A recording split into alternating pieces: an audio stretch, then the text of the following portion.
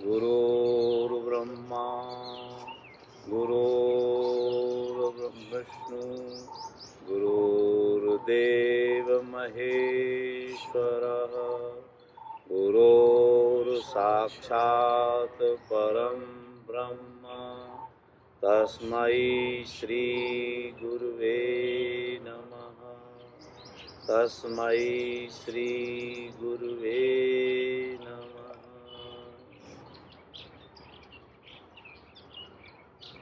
जय गुरुदेव।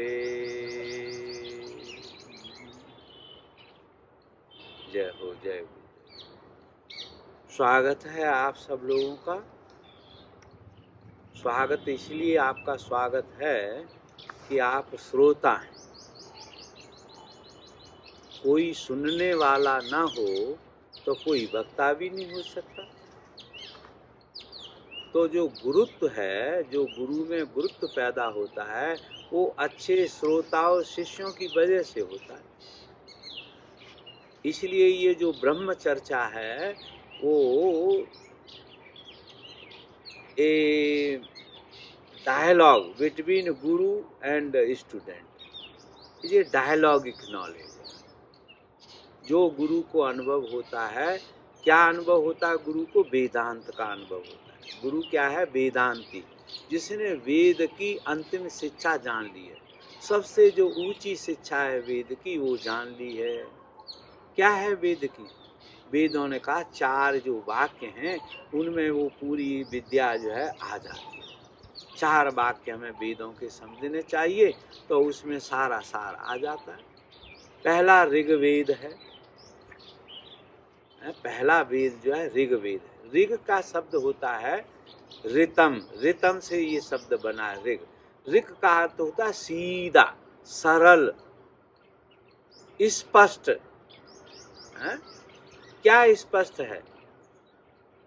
कि मैं हूँ, ये स्पष्ट है। कि मैं हूँ, ये स्पष्ट ज्ञान है जीव को। सभी जीव जंतु जहाँ जो चैतन्य है, हो सकता है ये वृक्ष भी हम न समझते हों, पर ये भी अपने अस्तित्व को मानते होंगे, जानते होंगे। तो हर एक जीव या पृथ्वी का एक कण भी अपने अस्तित्व के बारे में ज्ञानित रहता है। मैं हूँ, ये बिल्कुल सरलतम ज्ञान है। इसके लिए कोई प्रक्रिया नहीं है। आप इसे जन्म से ही हैं, और ये जन्म से लेकर मृत्यु के बाद भी बना रहता, अर्थात ये ऋत ज्ञान है, ऋतम, सत्य ज्ञान है। सत्य क्या होता है? जो कभी बदले नहीं, जिसका भाव और अभाव, भाव है तो अभाव नहीं होना चाहिए, उसी को हम सत्य कहते हैं। तीनों कालों में है, भूतकाल में भी जो था, आज वर्तमान में भी है, और ऐसा ही भविष्य में ही रहेगा। उस स्थिति को, उस रूप को हम सत्य कहते हैं। तो ब्रह्म का रूप ऐसा ही है, ब्रह्म ज्ञान ऐसा ही है। क्या है ब्रह्म ज्ञान? मैं हूँ।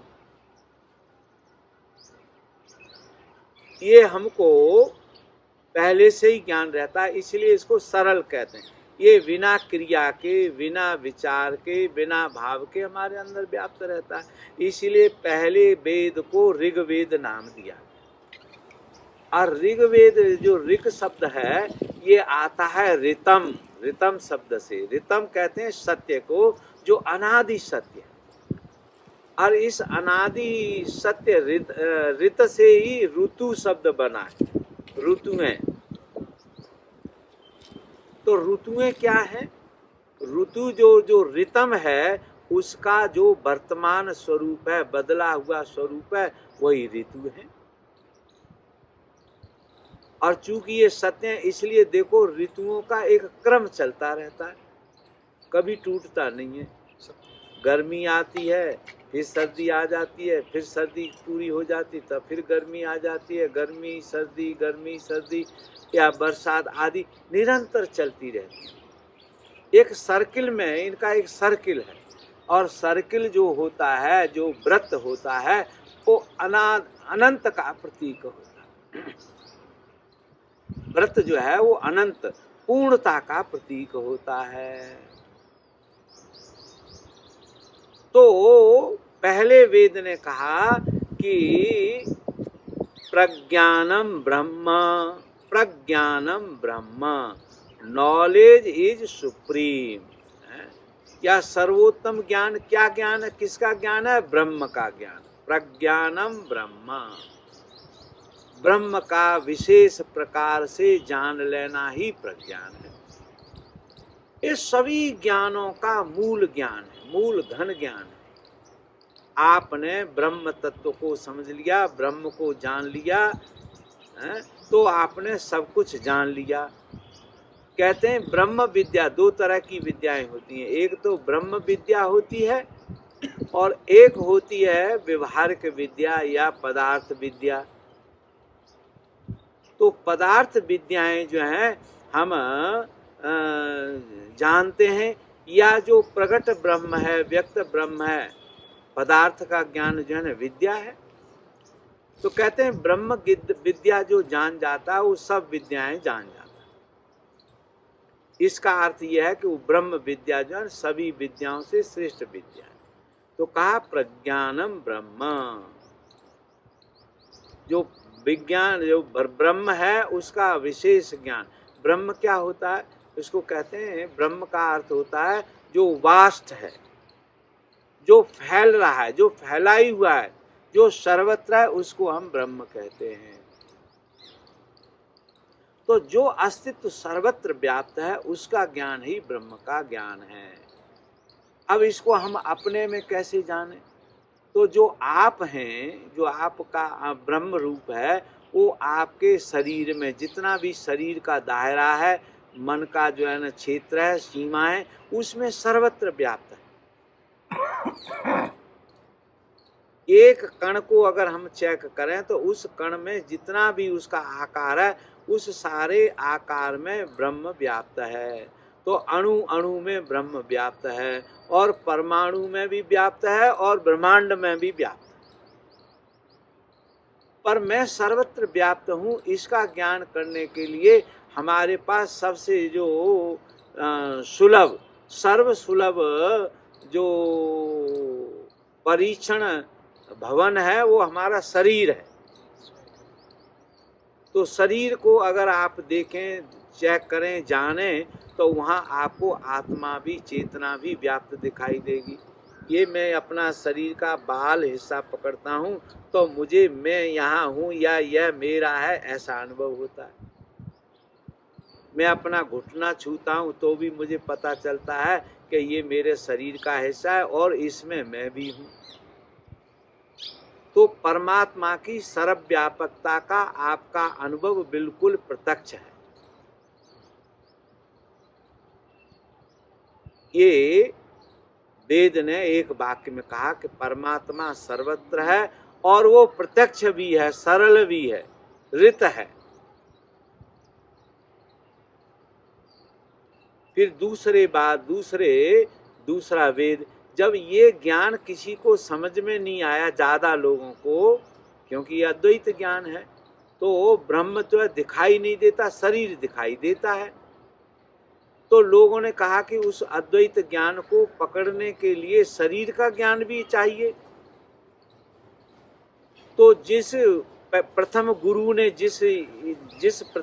ने ये अनुभव किया था कि ब्रह्म प्रत्यक्ष है, सर्वत्र है, इसका ज्ञान सर्वश्रेष्ठ है, सबका ज्ञान इसी का ज्ञान है, उस गुरु ने शरीर में भी ब्रह्म है या ब्रह्म और माया दोनों हैं, इसका ज्ञान देने के लिए फिर सत्संग शुरू किया। दूसरा वेद आया। जब ऋग्वेद लोगों को समझने में कठिन होने लग गया तो उसका सरलीकरण करने के लिए भगवान व्यास ने दूसरे वेद की रचना कर दी। अच्छा, प्रथम वेद को या प्रथम वाक्य को ही सरल कर दिया, समझने के लिए प्रैक्टिकेबल बना दिया, जिससे लोग इसका उपयोग कर सकें।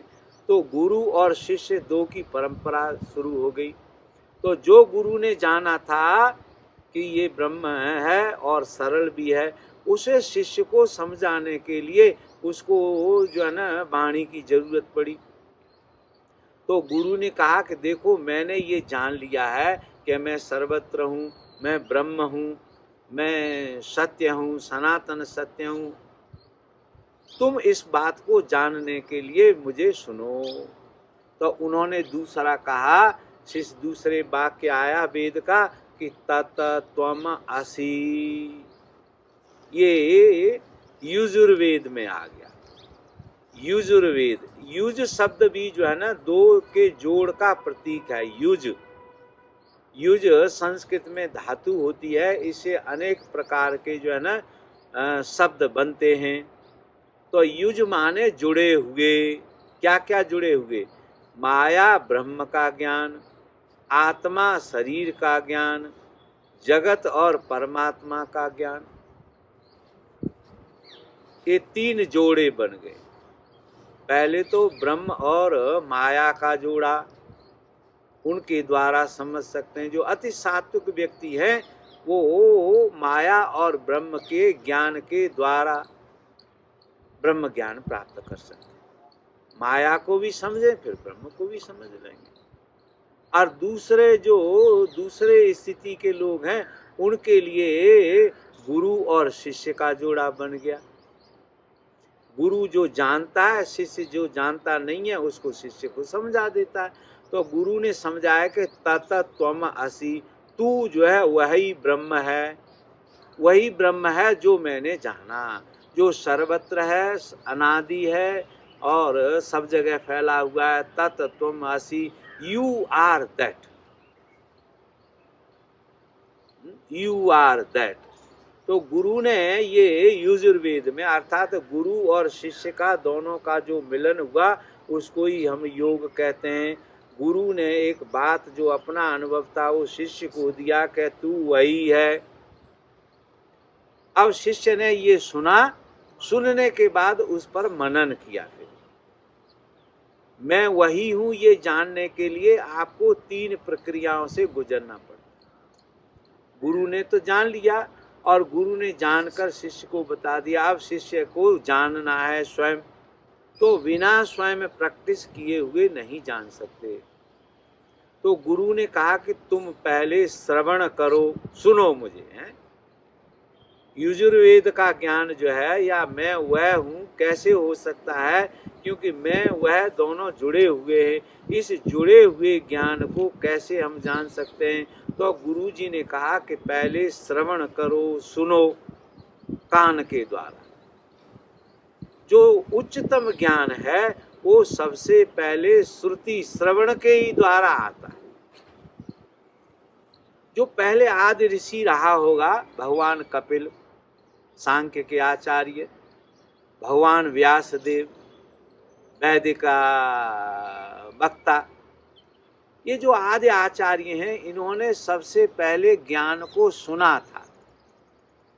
इसीलिए वेद की जो वाणी है वो ब्रह्म वाणी है। ब्रह्मा से ही तो वेद निकले हैं। तो ब्रह्मा के वेद को, ब्रह्मा के ज्ञान को जीवों ने सुना। क्योंकि जो सुनने की इंद्रिय है वो बड़ी श्रेष्ठ इंद्रिय है, बड़ी शुद्ध इंद्रिय है। इससे से सूक्ष्म ज्ञान समझा जा सकता है। अन्य इंद्रियों की अपेक्षा ये श्रेष्ठ है। तो पहले ज्ञान कान के अंदर प्रकट हुआ शब्द रूप में। वेद का एक नाम श्रुति है। जो वैदिक ज्ञान है वो श्रुति श्रवण से आया। तो पहले गुरु को श्रवण करना चाहिए। श्रवण करना कैसे? श्रवण करना शरीर से श्रवण करना है, शरीर के द्वारा सुनना। अर्थात ये जो फिजिकल ईयर्स हैं इनमें आपके वाणी जाए, फिर इनके पीछे जो सुनने वाला चेतना तत्व है, आपकी आत्मा है, वो भी उसको सुने। अब सुनना ऐसा भी हो सकता है कि लोग सुनते हैं, इस कान से सुनते हैं और इस कान से निकाल देते हैं। आप हम लोग कथाएं देखते हैं ना, कथाएं कितनी बड़े बड़े लाखों लाखों आदमी सुनते हैं कथा, और कहते हैं लोग मजाक बतौर कि कथा सुनते हैं और जब उठते हैं तो अपना आसन हिला के वहीं उस ज्ञान को झाड़ के चले जाते हैं। सुनते भी जो है ना असुनते हुए रहते। तो मनन शब्द, श्रवण शब्द जो है वो उस कला को बताता है कि आप उसको शरीर से भी सुनो, मन के द्वारा भी सुनो, हृदय के द्वारा भी सुनो। एक लौकिक कहानी से हम इस श्रवण की श्रेष्ठता को समझ सकते हैं। कहानी ऐसी है, किंवदंती है कि एक राजा था। उस राजा ने अपने नगर में आनंदित बनाने के लिए, सुसज्जित करने के लिए, सुविधाजनक बनाने के लिए एक बाजार की घोषणा कर दी। और राजा ने ये घोषणा की कि जो मेरे शहर में व्यापार करेगा, बिजनेस करेगा, बाजार बनाएगा, तो कोई भी सामान होगा, अगर वो सामान सारे दिन में नहीं बिकेगा तो उस सामान को मैं खरीद लिया करूंगा, राज्य खरीद लिएगा, राज्य उसकी कीमत दे दे। तो ऐसी सुविधाजनक गारंटी पाई लोगों ने कि सब सामान बिक जाना ही बिक जाना है। तो बड़े बड़े लोग आने लगे और बहुत अच्छा बाजार लगने लग गया। राजा अपनी प्रतिज्ञा के अनुसार शाम को रोज जाकर जितना जिनका माल बच जाता था वो खरीद लेता था, पैसा दे देता था राज्य। तो एक दिन राजा इसी क्रम में घूमते हुए शाम को गया तो एक व्यापारी जो है 3 मूर्तियां लिए, सोने की मूर्तियां लिए बैठा था। तीनों मूर्ति एक जैसी थी, एक जैसे वजन की बराबर थी, शक्ल भी उनकी एक जैसी थी और सोने से ही बनी हुई थी। लेकिन वो मूर्ति बिकी हुई नहीं थी, बिकी नहीं। तो राजा ने पूछा, भाई क्यों नहीं बिकी ये? तो अब हम खरीदेंगे। तो उस व्यापारी ने कहा कि महाराज इनकी कीमत जो है वो अलग अलग है। पहली जो मूर्ति है इसका है 1 लाख रुपया, फिर दूसरी जो मूर्ति है उसका 1.5 लाख है, तीसरी जो मूर्ति है उसका 2 लाख है। तो महाराज ने कहा कि भाई जब सोना बराबर है, इनकी शक्ल बराबर है, तो फिर इनमें क्या अंतर है जो तुम कीमत अलग अलग ले रहे हो? बोले महाराज इसके ये जो गुण हैं उनकी वजह से कीमत अलग अलग। तो कहा समझाओ मुझे। तो राजा को उसने प्रैक्टिकली समझाया। एक मूर्ति उठाई जिसकी 1 लाख कीमत थी, उसके कानों में एक पतला तार उसने डाला इधर से, तो गया ही नहीं। इधर से डाला, फिर इधर से डाला।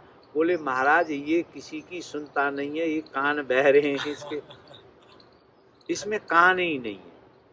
तो ऐसे व्यक्ति, ऐसा शिष्य है जो सुनाई नहीं किसी की, उसके साथ सत्संग करना असंभव है।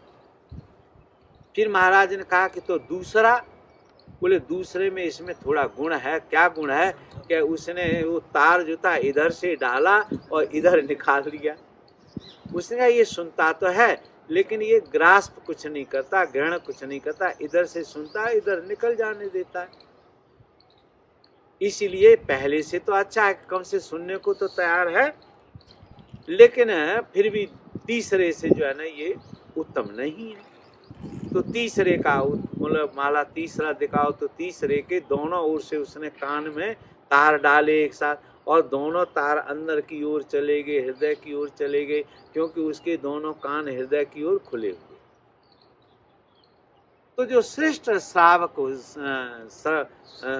श्रवण करने वाले श्रवण होते हैं, उनको गुरु को थोड़ा कहना पड़ता, ज्यादा समझ जाता। गुरु एक बार कहता है कि तत्त्वमसि, तू भी वही है, तुम भी ब्रह्म ही हो, ब्रह्म जैसे ही हो या ब्रह्म जैसे हो सकते हो, तुम जो हो वो ब्रह्म हो सकते हो जाओगे। तो मनन किया शिष्य ने, और शिष्य ने गुरु के वचन पर विश्वास किया। विश्वास कब होता है? जब गुरु के सुने हुए वचनों पर व्यक्ति स्वयं मनन करता है। सुना और सुन के आपने बिना सोचे समझे, बिना चेक किए हुए विश्वास कर लिया, तो वो आपका अंधविश्वास हो जाएगा, अज्ञान पैदा हो जाएगा। सुना, फिर आपने सुन लिया, मान लिया, कभी अपने आप उसको चेक नहीं किया, व्यवहार में नहीं ला सकते फिर। तो बहुत लोग सुनते रहते हैं, लेकिन वो उसको सुनते उसी प्रकार से हैं। और जो सही प्रकार से सुन लेता है तो उसके हृदय में वो ज्ञान चला जाता है। हृदय में क्या ज्ञान होता है कि मैं वही हूँ। गुरु से सुना कि तुम वही हो।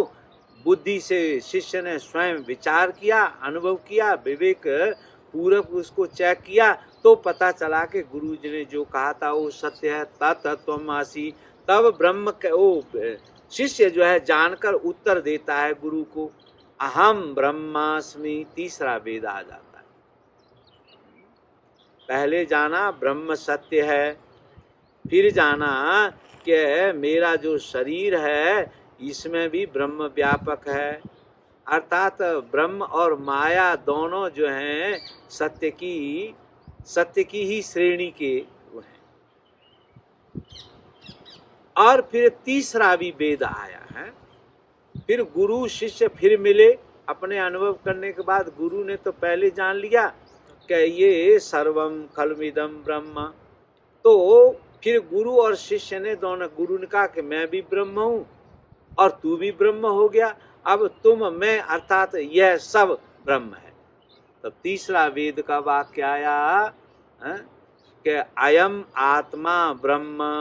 यह आत्मा या जो ये जगत है, अयम माने यह, this all is material world is Brahman. फिर उपनिषदों में ये ज्ञान आया। दोनों लोग बैठे और दोनों लोगों ने ये तय कर दिया कि सर्वम खलमिदम ब्रह्मांडे अनेनास्ति किंचनम। ये सारा जगत ही गुरु शिष्य ने दोनों से सहमत होकर, एक होकर ये तय कर दिया कि संसार भी ब्रह्म का ही पसारा है, फैलाव है, यहाँ दूसरा कुछ नहीं। सर्वम खलमिदम ब्रह्मा, ये उपनिषदों का महावाक्य है। तो सब कुछ ही ब्रह्म है, ऐसा जो समझ गया वो वैदिक ज्ञान को पूरी तरह से समझ गया, उपनिषदों को समझ गया। अब हम आप कैसे समझें, वो तो गुरु थे, उन गुरुओं ने इस तरह की परंपरा बनाई। अब हम कैसे समझें? हम भी सत्संग के द्वारा इसको समझ सकते हैं। सत्संग का क्या अर्थ होता है? सत्य का संग करना, सत्य को जानना, सत्य को अनुभव कर लेना। काहे के द्वारा? असत्य को, असत्य का उपयोग करके सत्य को हम जानते हैं। तीसरा कौन सा वेद था? अच्छा, तीसरा सामवेद। सामवेद, सामवेद का साम का अर्थ होता है संगीत। साम का अर्थ होता है गाना, संगीत, उद्गीत। तो वो जो ज्ञान की भावना उद्गीत हुई अपने हृदय में कि मैं वही हूँ, और गुरु शिष्य के दोनों में फिर हुआ कि सब कुछ ब्रह्म है। ये जो उद्गीत उनके हृदय में, इस पुस्तक का नाम गीता है। गीता का अर्थ क्या है? वेद का एक पर्यायवाची नाम गीत भी है। ब्रह्म का गीत, ब्रह्मांड का गीत। आजकल वैज्ञानिक लोग जो भौतिक ब्रह्मांड का ज्ञान कर रहे हैं, वो कह रहे हैं कि इस भौतिक ब्रह्मांड में एक जो है अनंत ध्वनि व्याप्त है, और वो ध्वनि कुछ कुछ ओम ऐसी जैसी है। अब ये ओम तो हम जो है ना कृत्रिम है, आर्टिफिशियल है, यूं इसी के सहारे से इस तरह का ही वो है। इस कंसेप्ट को ज्ञान करके हम उसको ढूंढते हैं। मेडिटेशन क्या है? उस अव्यक्त ओम को जानना। और ओम जो है ना व्यक्त होता है सर्वप्रथम ध्वनि के रूप में, संगीत के रूप में, गीत के रूप में। इसीलिए ये जो भगवान दत्तात्रेय ने जो कहा है, समझाया है, बताया, उसे हम भगवान दत्तात्रेय के द्वारा गाया हुआ गीत कह सकते हैं। गीत शब्द ही स्त्रीलिंग में गीता बन जाता है। तो ये जो वेद है, इसको हम चार ये जो महावाक्य, अगर हम इनका चिंतन कर लें तो आपको सब कुछ मिल जाएगा। फिर इसका विस्तार हुआ तो 108 उपनिषदें बन गई। उपनिषदों के जो मुख्य उद्देश्य हैं वो क्या हैं? जीव, ब्रह्म और जगत का ज्ञान। जीव, ब्रह्म और जगत का ज्ञान। कैसे ब्रह्म जो है जीव बना, कैसे फिर जगत बन गया, ऐसा जो इसका फैलाव है। ब्रह्म का अर्थ होता है विस्तार, फैलाव।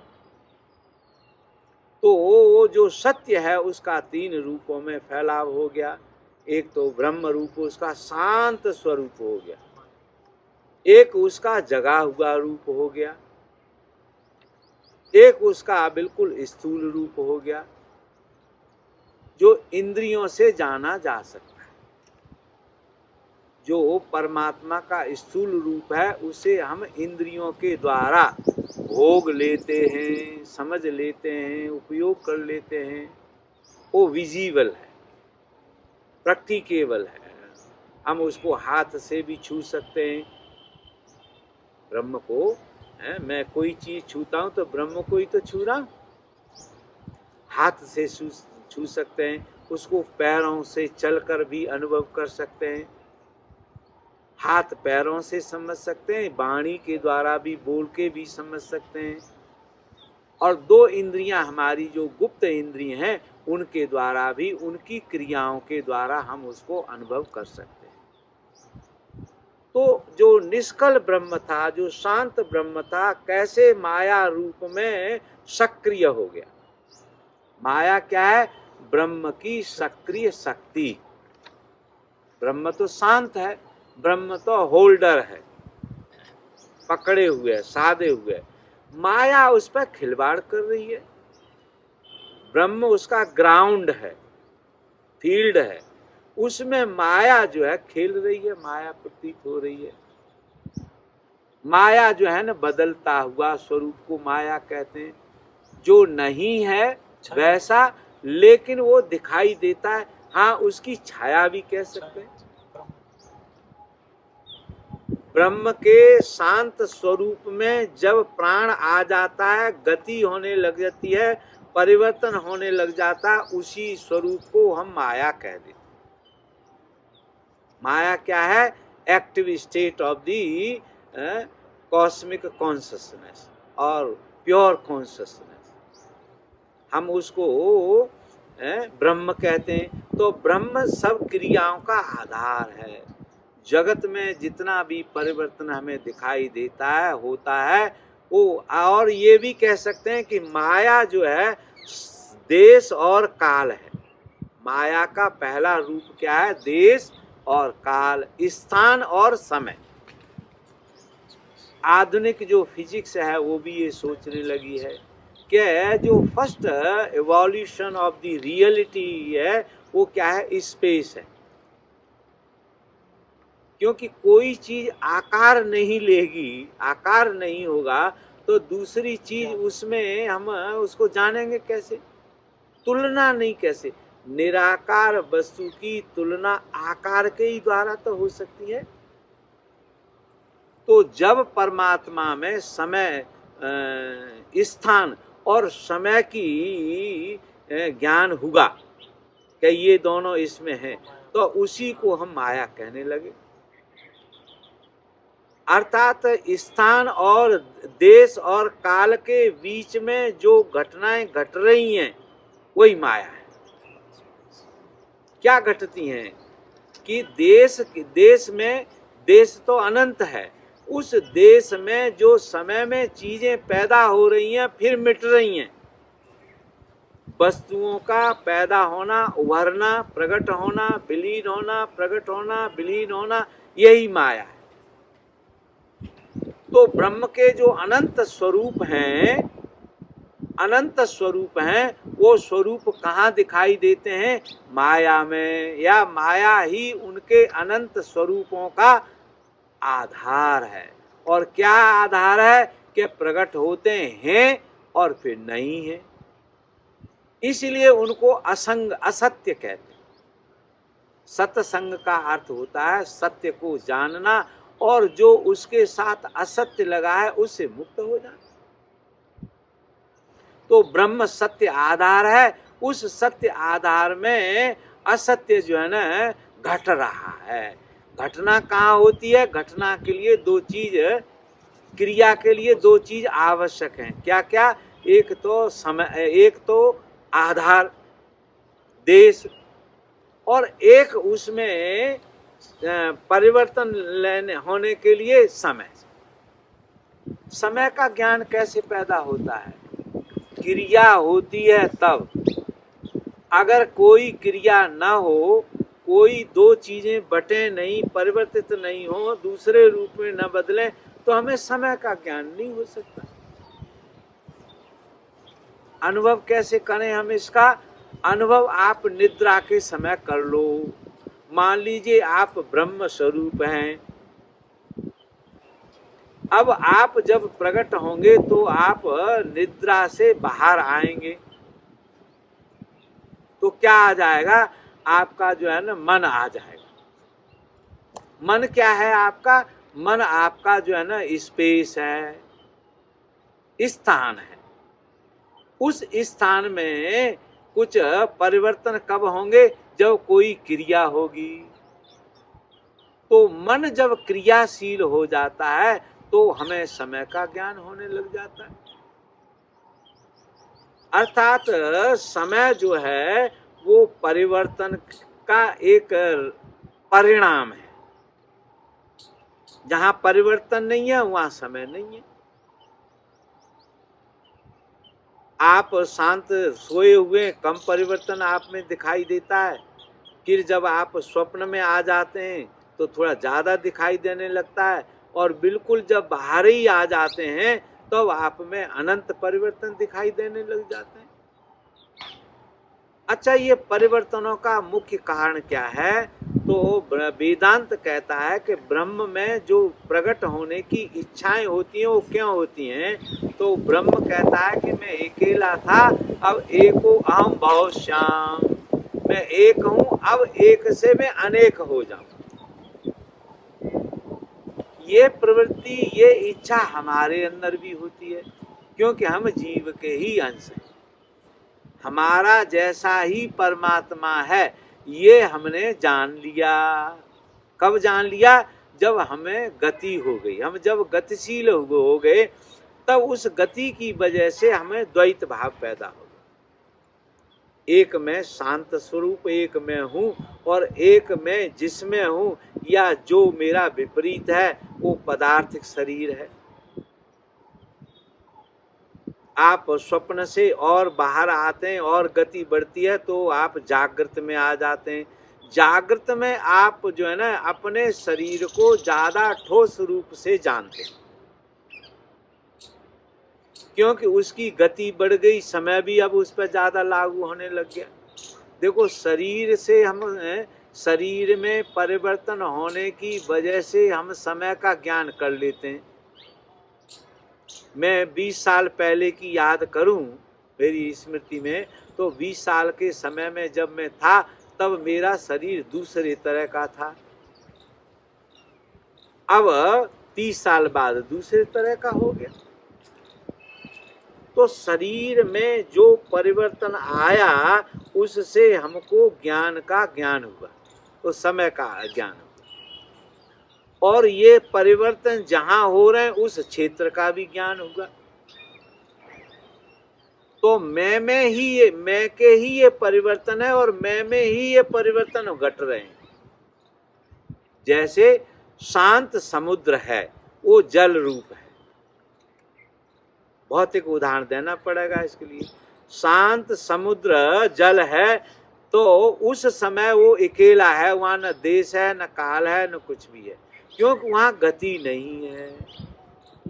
लेकिन जैसे ही समुद्र बाहरी कारणों के कारण उसमें गति आ जाती है, लहर बनने लग जाती है, तो उसको लहर का रूप अलग दिखाई देने लगता है, और लहर अपने को सोचने लगती है कि मैं समुद्र से अलग हूं। तो देश और काल ये भी आपको जो है ना वस्तुओं से बांधता है। बांधता है, मुक्त भी कर सकता है। तो देश और काल का ज्ञान जो है आदमी को अस्तित्व के सूक्ष्म रूप का ज्ञान है। वस्तु या पदार्थ का सूक्ष्म रूप क्या है? देश, फिर काल, और फिर है उसका रूप। देश, काल और आकार कह सकते हो उसको, आकार। देश काल नहीं होगा तो आपको आकार का ज्ञान नहीं हो सकता। देश का अर्थ है यहां से सब खाली हो जाए, स्पेस एग्जिस्ट। आप भी नहीं रहे, कुर्सियां भी नहीं रहे, ये पेड़ भी नहीं रहे, मेरे साथ हजारों किलोमीटर तक शून्य शून्य रेगिस्तान जैसा हो जाए। रेगिस्तान की तरफ। हाँ, तो रेगिस्तान हो जाना जो है ना, वही अरूप हो जाना। फिर आप अपने स्वरूप का भी ज्ञान नहीं कर सकते। मैं ऐसा हूं ये मैं तब जानता हूं जब मेरे से विपरीत कोई है, उसका भी ज्ञान मुझे है, तब मैं ये तय करता हूं कि मैं यह हूं। तो देश और काल की वजह से द्वैत पैदा हो जाता है, लेकिन ये ब्रह्म की इच्छा ही रूप है। देश और काल कैसे प्रकट होता है, या देश काल क्या है? ब्रह्म की इच्छा का रूप। क्या इच्छा थी ब्रह्म की? एको अहम बहुश्याम, मैं अकेला हूं, अब मैं बहुत हो जाऊं। पूछा क्यों हो जाना चाहता है बहुत? बोले अकेले में कोई आनंद नहीं है, इसीलिए सत्संग करना जो है ना बड़ा कठिन हो जाता। हम असत्य का संग बड़े आराम से कर लेते। माया के प्रति आदमी कैसे सहज भाव से चिपक जाता है। ब्रह्म का ज्ञान करने में क्यों कठिनाई होती है? क्योंकि जो माया है वो आकार ले लेती है। तो आकार को हमारी जो चेतना है, जो मैं था, वो उसने आकार लिए। तो पहला आकार शरीर स्तर पर क्या बना? आपकी सांख्य के अनुसार आपकी बुद्धि बनी है, मैं हूं। ये पहला ब्रह्म की इच्छा हुई, इसको हम ज्ञान शक्ति कहते हैं। फिर मैं हूं, अकेला हूं, मैं हूं, ये मान लिया। फिर वो और फैला, क्योंकि एको अहम बहुश्याम वाली बात थी। तो बहुत हुआ तो दूसरा स्तर बन गया, तो उसको हम मानसिक शरीर आपका कह सकते हैं। पहला शरीर हमारा बौद्धिक शरीर कह लो, या इंटेलेक्चुअल बॉडी कह लो उसको। फिर सेकंड जो हुई वो मेंटल बॉडी हो गई, और तीसरा जो आपका आकार आया वो फिजिकल बॉडी हो। इन तीन आकारों के द्वारा ही, इनके माध्यम के द्वारा ही आप परम सत्य, परम ब्रह्म से जुड़े हुए हैं, या वह परम सत्य इनमें व्याप्त है। पतंजलि ऋषि कहते हैं कि इसका सीधा अनुभव एको अहम बहुश्याम या अहम ब्रह्मास्मि कैसे होगे? तो उन्होंने कहा कि आप जो है इन तीनों शरीर को देश काल टाइम, देश और टाइम से मुक्त कर दो। तो उन्होंने कहा कैसे मुक्त होंगे? तो उन्होंने प्रक्रिया बता दी। बोले आसन के द्वारा, प्राणायाम के द्वारा, ध्यान के द्वारा। यदि आपका आसन सिद्ध हो जाए बढ़िया सा, तो आपका जो शरीर है वो देश और काल के ज्ञान से मुक्त हो जाएगा। बियॉन्ड द टाइम आपको इसका एहसास ही नहीं होगा, या इसके द्वारा आप जब अच्छा ध्यान होता है, बहुत देर ध्यान में बैठेंगे तो आपको समय का पता ही नहीं चलेगा, आप बियॉन्ड द टाइम हो जाएंगे। जो गहरा ध्यान है वो आपको रिलेटिविटी से मुक्त कर देता है, आपके जो रिलेशंस हैं, रिलेटिव्स हैं, उनसे मुक्त कर देता है, विड्रॉल कर लेता है। जैसे जैसे आप गहरे ध्यान में चलते चले जाएंगे, जो आपके आवरण हैं, शरीर है, मन है, बुद्धि है, ये क्षीण भौतिक रूप से क्षीण नहीं होंगे, लेकिन आपका जो संयोग था उनके साथ वो मिट जाए। आप शरीर हैं, आप मन हैं, आप माया हैं, ऐसा जो ज्ञान है वो ढीला होता चला जाएगा, मिटता चला जाएगा। और क्या ज्ञान प्रकट होगा? इसके विपरीत होगा कि मैं शरीर नहीं हूँ, मैं मन नहीं हूँ, मैं इंद्रियां ही नहीं हूँ, मैं इन सब के पीछे खड़ा हूँ, ये मेरे में घट रहे हैं, मैं इनका आधार हूँ, धीरे धीरे मैं इनका करता हूँ, ऐसा भी मानने लग जाता है। मैं इनको रच रहा हूँ। जब ब्रह्म को ऐसा ज्ञान हो जाए, ऐसा होता नहीं है, संभव भी नहीं है, लेकिन अगर हम समझने के लिए मान लें कि जब ब्रह्म को ये भाव हो जाता है कि मैं सृष्टि का करता हूँ, तब वो जो है ना जीव बन जाता है, ब्रह्मांड का जीव। तो बड़े जीव कौन कौन से हैं? हम उनको जो है ना ब्रह्मा, विष्णु और महेश जो देव हैं, उनको हम बड़ा भगवान मानते हैं, बड़े जीव मानते हैं। तो जो ब्रह्मांड के देव हैं वो उनको भी कर्ता भाव हो जाता है, तब वो अपने ब्रह्म स्वरूप को भूलकर अपने कर्मों के द्वारा बंध जाते हैं। यही घटना जो है छोटे स्तर में जीव के अंदर घटती है। जीव जब ये मानने लगता है कि मैं शरीर हूँ, मन हूँ, इंद्रियां हूँ, या मैं इनका करता हूँ, भोगता हूँ, तो वो इंद्रियों से इनसे बंध जाता है? तब इंद्रियों के द्वारा वो बंध जाता है। और फिर कहते हैं कि वो अपने को बंधा हुआ कैसे मानता है? जैसे एक तोता बंधा, रामायण में एक अर्धाली है, बंधा कीर मर कटकी नाही। कीर कहते हैं तोते को।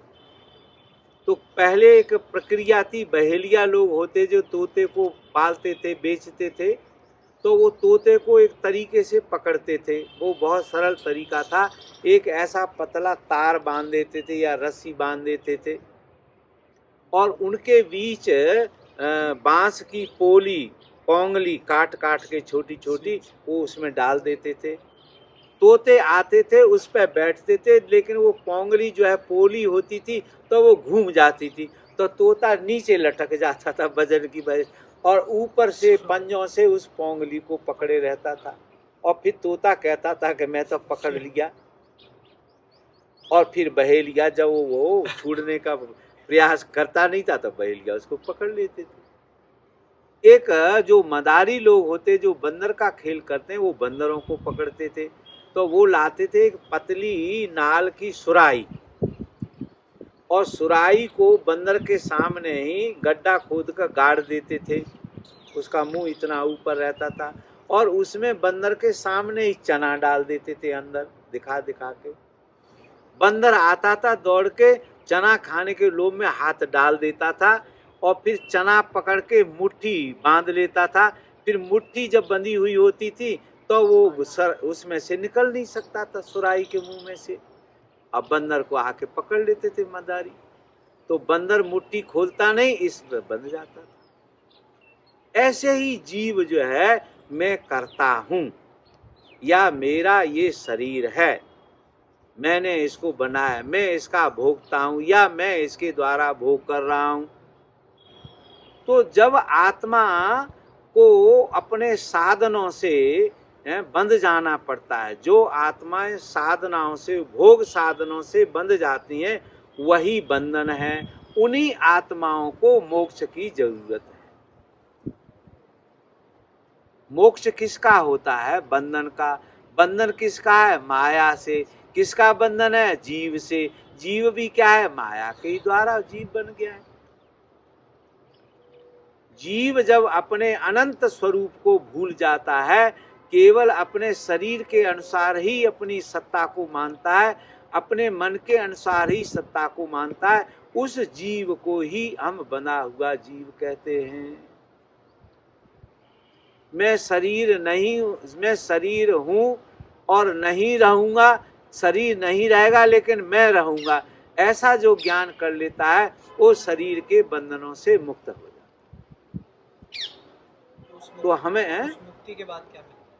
हाँ, अब मुक्ति के बाद भी कोई कुछ इच्छा चाहता है तो फिर शरीर चाहता है, वो फिर बंधन चाहता है। करने चाहता है, हाँ?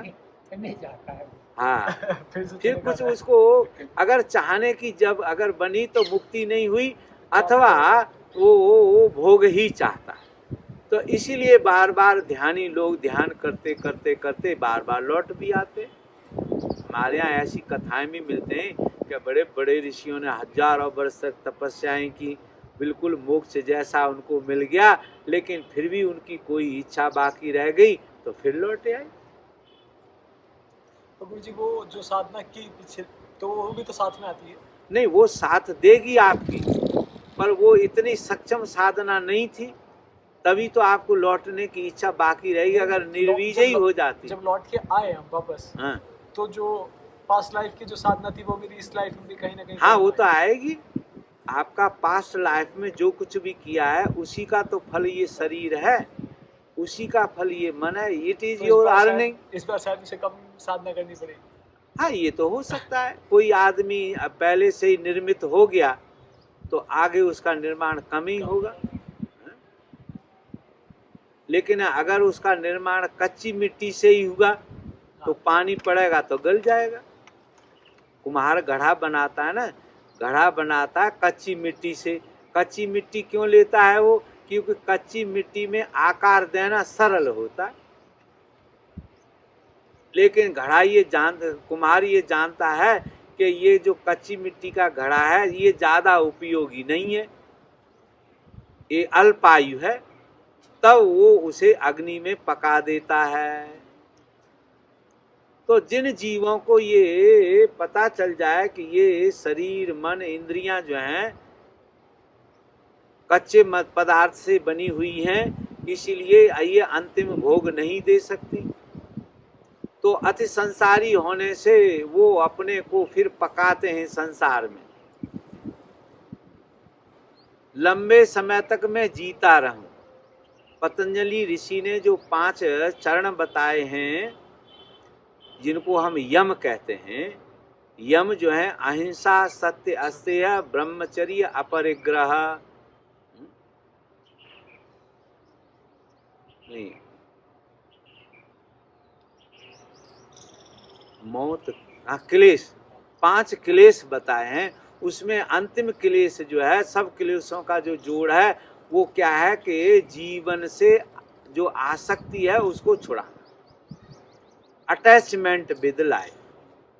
हर एक आदमी लंबे समय तक जीना चाहता है, अजर अमर होना चाहता है, और खुद अजर अमर होता ही है, अपने शरीर को भी अजर अमर बनाना चाहता है। तो यही एक अति क्लेश है। जीवन के प्रति जो चौंटनी है, जो लगाव है, उसी को हम अभिनिवेश कहते हैं, मृत्यु का भय। अगर आपका लगाव गहरा नहीं है जीवन से तो आप मृत्यु में सहज तरीके से घुस सकते हैं। गुरुजी, जब अष्टवक्र ये कहते हैं मुक्ति के बारे में कि आपको ध्यान करने की जरूरत नहीं है, आप चाहो तो मुक्ति को अभी पा सकते हो, अभी है ही, लेकिन वो किन लोगों के लिए है? जो मैं और मेरे में अंतर जान चुके हैं, उनके लिए जो मुक्ति है वो साथ ही साथ है। जो ये नहीं जान पाए कि मैं अलग हूँ, मैं शरीर हूँ, मैं या पदार्थ हूँ, मैं अलग, उनके लिए प्रयास की जरूरत है। जो बंध गए हैं, मोक्ष किसका होगा? दो विरोधी चीजों के जो बंधी हुई है उन्हीं को तो मोक्ष होगा। तो प्रकृति को ही बंधन लगता है, प्रकृति का ही बंधन लगता है, जीव को बंधन नहीं लगता। प्रकृति ही से मोक्ष का मोक्ष होता है। इसीलिए इस मोक्ष को भी मिथ्या भी कहते हैं, क्योंकि सभी क्रियाएं मिथ्याएं हैं, तो आध्यात्मिक क्रियाएं भी मिथ्या हो जाती हैं, ध्यान करना भी मिथ्या हो जाता है। जब व्यक्ति समाधि को उपलब्ध हो गया, अपने को ज्ञान प्राप्त कर लिया, फिर ध्यान करने की जरूरत पड़ती है? नहीं पड़ती ना। ध्यान किसका? आज जब तक पढ़ रही है, इसका मतलब है कि आपको कुछ और भी आपको खोलना है, अभी कुछ बंधन रह गया उसको भी तोड़ना है। उसको उदाहरण देते हैं कि कैसे वो बंधन है, उनमें अंतर समझ सकते हैं। एक सोने की हथकड़ी आपके हाथ में डाल दें, एक लोहे की डाल दें, तो दोनों व्यक्ति जिनके हथकड़ी डाल दी है, सोने वाले और लोहे वाले, दोनों बंधन में आ जाएंगे। हाँ, सोने वाला ये सोचा कि ये बहुत अच्छी हथकड़ी है, बेशकीमती है, तो वो एक अलग बात है ना। लेकिन बंधन जो है ना, आपको काम करते ही हैं। तो जो भगवान वो कहते हैं, उनकी वाणी को अगर आप हम समझ लें तो हमको न ध्यान करने की जरूरत है, क्योंकि ध्यान आप कर ही नहीं सकते। ध्यान तो कौन करेगा? मन करेगा। ध्यान कौन करता है? मन ही तो करता है। क्रिया कहाँ है? मन में है, इंद्रियों में है, देह में है। तो देह ही अपने को अपने से बांध लेती है, मन ही मन अपने को बांध लेता है, या मन देह से बंध जाता है, देह मन को बांध लेती है। इस तरीके के बंधन है जो पदार्थिक हैं, इसीलिए ये परिवर्तनशील हैं। अगर आप इनको नहीं करोगे, प्रयोग में नहीं लाओगे, तो धीरे धीरे प्रकृति आपको लय की ओर ले जाएगी, प्रलय की ओर ले जाएगी, और प्रलय में आपका मोक्ष हो जाएगा, है ना। तो आप अपने आप भी न करें, जल्दी न मचाएं तो ठीक है, आनंद से बैठे रहो, खाओ पियो मौज करो, मोक्ष होगी, हो जाएगी। अरे वेदांती तो डरते नहीं ना, वो कहते ठीक है, आज ही क्यों मोक्ष लेनी है, ये पाप पुण्य मुझे तो लग नहीं रहा, दुख सुख तो मुझे है ही नहीं, तो मैं मोक्ष के लिए क्यों प्रयास करूं, मैं क्यों ध्यान करूं। इसलिए ब्रह्म ज्ञानी उच्च ज्ञानी लोग सभी क्रियाओं को बंद कर देते हैं, संन्यास ले लेते हैं। पर मरकट संन्यास काम नहीं करता, असली संन्यास काम करता है। मरकट संन्यास जैसे बंदर, मरकट बंदर को कहते हैं, इसको शमशानी संन्यास भी कहते हैं। लोग जब कोई मृत्यु हो जाती है तो लोग बड़े वैराग्य को उपलब्ध हो जाते हैं शमशान के समय, और फिर थोड़ी देर जैसे ही घंटे 2 घंटे का समय शमशान में बीता, फिर उनको अपने काम खींचने लग जाते हैं कि चलो भाई जाना है, करना है, ये करना है, ये तो होना ही था, हो गया, फिर अपने मन को समझा के लौट जाते हैं। जय गुरुदेव।